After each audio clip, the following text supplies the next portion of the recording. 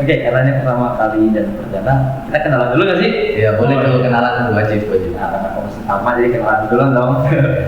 Jadi saya adalah siswa Arkadita Prasasoso dengan nosis 23400300039 dan merupakan siswa biasa. Oh, jadi saya luar biasa nih ya. Oh jelas.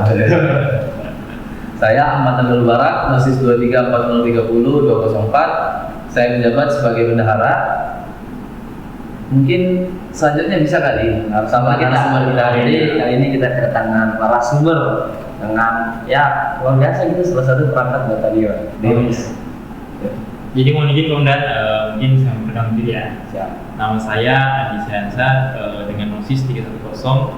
Saat ini saya menjabat di perangkat siswa yaitu sebagai Dewan Musyawarah Siswa. Oh, jadi Dewan Musyawarah Siswa ya? Iya, betul. Mungkin Andi bisa nih ceritakan sedikit sama rekan-rekan di luar sana, apa sih Dewan Musyawarah Siswa itu? Terus fungsinya di SPN itu sebagai apa? Baik, jadi Nabil, Dewan Musyawarah Siswa ini adalah salah satu penyalur aspirasi untuk seluruh siswa yang dididik di SPN Purwakarta tepatnya, dan juga sebagai Dewan Pertimbangan dari dan siswa. Jadi di sini kita saling berkesinambungan untuk menjalankan suatu program kerja yang ada di SPN Purwakarta. Jadi salah satunya juga menjadi bahan pertimbangan, memberikan saran, usul, serta masukan. Dan juga di sini peran dari Dewan Musyawarah Siswa juga menyampaikan dari siswa apa yang siswa inginkan nanti akan disampaikan ke Danyon, nanti melalui Danyon dan juga Demus akan disampaikan ke dan pengasuh dan lain-lainnya. Seperti itu mungkin gambaran besarnya ya untuk tugas dan fokus dari Dewan Musyawarah Siswa. Oh, jadi aspirasi itu bisa masuk dong? Bisa. Langsung ke Andi aja berarti. Iya, nanti diusulkan ya. Ya. Aku usulkan satu siswa dan satu pacar. Aduh. Oh, itu berat sih kayaknya, berat ya. Masih berat. Kan aspirasi kan salah satu kan kita memberikan aspirasi. Iya. Sebagai siswa, perangkat aja. Oh ya, Anda diajak. Enggak diajak. Oke, jadi kan kali ini kita judulnya adalah pendidikan seru. Jadi dari kata pendidikan seru berarti ada sesuatu yang menyerukan, menyenangkan ya. Nah, jadi bisa ceritakan nggak apa yang seru dari pendidikan di SPN Bumi Inti ini? Oke, baik, mungkin saya jelaskan bahwa yang seru di pendidikan kita ini sekarang yaitu di mana kita banyak mengenal rekan-rekan baru kita, yaitu teman-teman baru kita mulai dari berbagai daerah dan juga berbagai tempat di mana asal tinggal mereka. Nah, dari sinilah kita berbaur, berkumpul, dididik bersama di SPN Purwakarta di Bumi Tijan, SPN Purwakarta. Kita saling mengenal satu sama lain dan saling bertukar pikiran untuk menjadi lebih baik ke depan. Ya sih, aku bertemu datang sini nggak kenal sama siapa loh. Iya, betul. Soalnya saya cuma satu teman aja di sini, tapi sekarang banyak banget. Sudah banyak teman ya, sudah banyak Padahal kenal. Iya benar. Kan emang kayak semua tuh berkumpul dari berbagai daerah. Iya. Yang lolos juga akhirnya berkumpul di satu tempat pendidikan sehingga menjadi pendidik atau sampai sadar. Iya. Emang fungsinya apa dikumpulkan gitu? Kenapa kayak enggak? Yang ini khususnya ini daerah ini. Kenapa sih? Jadi SPN Purwakarta ini kita ini sebagai angkatan pertama. Nah, jadi setelah berdirinya tempat pendidikan di SPN Purwakarta ini, jadi teman-teman atau siswa casis tentunya yang sudah lolos dari seleksi ya, atau lolos seleksi itu tidak lagi melakukan pendidikan di luar daerah. Jadi sekarang itu pendidikannya sudah berada di SPN Purwakarta, tepatnya di Bumi Intinya itu di Kabupaten Bandung. Nah, dari sinilah dari beberapa daerah, contoh dari Muka, dari Tarakan, bahkan dari Malino, dari Bulungan, dari KTT itu juga sudah disatukan dan disatukan, dikumpulkan untuk dididik dan ditempa di SPN Purwakarta. Seperti itu. Nah, tapi Andi berbicara tentang keseruan pendidikan nih, pasti ada dong namanya dalam pendidikan itu suka dukanya. Apalagi kan hidup bersama 331 orang dalam satu tempat, pasti memiliki cerita yang berbeda-beda. Nah, kalau boleh tahu nih, apa sih suka duka yang Andi bisa rasakan selama berada di SPN ini? Benar, apalagi kan kayak orang kan berbeda-beda, beda dari budayanya, beda dari sikap dan etikanya. Pasti kita pertama kali kan tidak kenal. Iya. Jadi apa suka dukanya? Jadi pertanyaan sangat menarik ya. Jika berbicara tentang suka duka di SPN ini, pasti sudah banyak pengalaman yang kita dapatkan, bukan hanya didik, ditempa dan belajar, tetapi banyak suka dan duka yang harus kita lewati bersama dan sifatnya harus puasa karena kita saudara sendiri untuk menjadi saudara. Mungkin saya mulai dari sukanya ya, dimana yang sudah saya sebutkan tadi, yaitu sukanya di sini yaitu kita mendapat teman baru, kita mendapat saudara baru, kita mendapat rekan-rekan teman yang melalui berbagai daerah dan juga melalui suku-suku yang berbeda dan suku-suku etnis yang ada di Kalimantan Utara. Contoh suku Dayak, ternyata kita sudah mengetahui suku Dayak itu bukan hanya satu atau dua, tetapi etnis suku Dayak ini sangat banyak melalui dari suku-suku teman kita masing-masing. Nah itu salah satu sukanya ya, mengetahui rekan-rekan kita yang dari berbagai daerah. Dan juga mungkin dukanya yang sudah saya sebutkan sedikit dari SPN ini, yaitu di mana mungkin bisa menjadi kenangan kita bersama juga, seperti mungkin pada saat masa-masa dan saudara kemarin dia sampai sekarang mungkin banyaknya pada saat kita melakukan mungkin seperti mandi dan segala macam, kita bertukar pakaian karena kita tidak mengetahui kita mengetahui ini pakaian siapa, kita pakai saja atau berubah iya karena kita buru-buru, jadi segala mungkin itulah duka-dukanya di sini. Dan juga mungkin namanya latihan, namanya ditempa itu tidak ada yang enak atau yang instan, tetap melalui proses. Mungkin dari duka tersebut, dari proses tersebut nantinya akan menjadi kenangan buat kita nanti setelah kita dididik dan ditempa di SPN. Nah, kalau kata Wan dan Joko, yang pertama terpaksa, terbiasa, dan akhirnya biasa. Iya, betul sekali. Jadi emang benar sih. Tapi menurut aku dukanya itu bukan itu. Jadi dukanya itu kita kira berkumpul saudara, jadi kenangan. Oh, nantinya harus berpisah di tempat. Oh iya, itu cukup sedih sih. Dipikir-pikirkan. Apalagi sekarang mungkin kalau dihitung itu kita di sini sisa 1,5 bulan ya bisa dibilang ya. Iya. Tidak lama lagi. 1,5 bulan kayaknya. Kayak waktu itu berlalu begitu cepat loh. Kalau saya ya. Iya. Jadi kan dari katanya kayak ada dukanya, katanya salah satunya adalah sebarang. Kan kita melalui pelatihan agar mental, kepribadian kita, fisik kita agar siap menjadi seorang Polri yang baik dan sebagai seorang Bayangkara yang bisa melindungi dan mengayomi masyarakat. Itu masih tidak enak kan, tidak instan. Iya, pasti. Melawan apa yang kita inginkan sebenarnya. Namun, apa motivasi Anda agar bisa melewati semua hal itu? Oh ya baik. Jadi dari motivasi saya sendiri untuk melewati segala usaha ya tentunya. Jadi saya itu memotivasi dalam diri saya yang pertama orang tua. Jadi apapun yang saya lakukan, apapun yang saya berbuat, apapun kegiatan saya selalu tanamkan dalam diri saya bahwa ada orang tua yang harus dibahagiakan. Iya, itu salah satu motivasi besar saya selama sampai saya di titik ini, di titik yang paling menurut saya sangat bersyukur sekali karena sudah bisa bertemu dengan teman-teman yang lain, yaitu dengan motivasi diri saya bahwa orang tua saya sudah menunggu bersama, menunggu keberhasilan saya untuk menjadi seorang anggota polisi.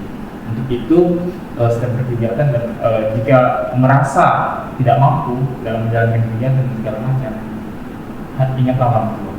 Orang tua di sana sudah menunggu kita agar kita menjadi lebih baik dan berhasil. Kalau kita itu kan satu kebanggaan. Ya, cepat adalah kebanggaan bagi kita diri kita sendiri maupun orang terdekat kita. Benar banget. Jadi mungkin setiap orang tentunya tidak lepas dari keinginan untuk membahagiakan kedua orang tuanya ya. Iya.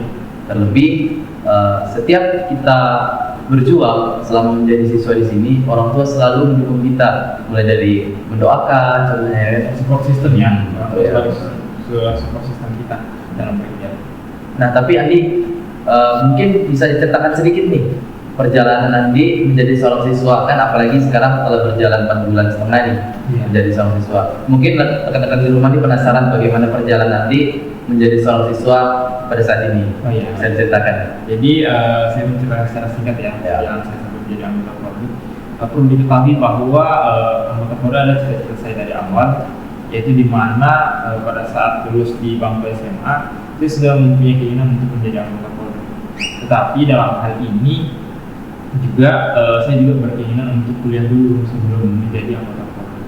Untuk itu kemarin saya memilih untuk masuk ke perguruan tinggi negeri dan alhamdulillah lolos. Setelah itu, setelah saya menempuh pendidikan 3,5 tahun, 3 tahun 6 bulan akhirnya saya bisa lulus dalam waktu kuliah, dan setelah itu saya mendaftar di anggota kepolisian dan akhirnya bisa sampai tahap ini bertemu dengan rekan-rekan sekalian. Ya. Itu mungkin perjalanan singkat saya. Berarti Andi dulu sempat kuliah dulu. Iya, sempat kuliah. Tapi kenapa memilih kuliah dulu baru masuk ke institusi Polri sendiri? Kenapa nggak setelah lulus SMA langsung daftar Polri, kan lebih cepat prosesnya? Iya. Apa karena malas atau bagaimana? Iya, jadi kenapa saya memilih pada saat itu memilih kuliah tidak langsung mendaftar? Karena pada saat itu saya berpikir bahwa ada keraguan dalam diri saya untuk melakukan atau melakukan pendaftaran ya pada saat itu anggota Polri. Ada keraguan dalam diri saya bahwa saya belum mampu untuk masuk dalam institusi kepolisian. Oleh karena itu saya lebih memilih pada saat itu untuk belajar di bangku kuliah dulu.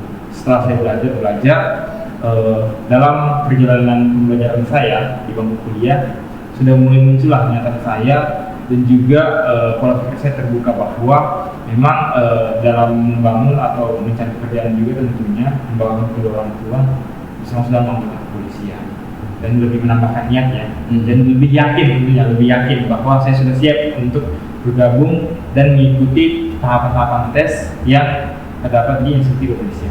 Seperti itu ya. Jadi gini, kan perjuangan kan tidak mudah. Iya.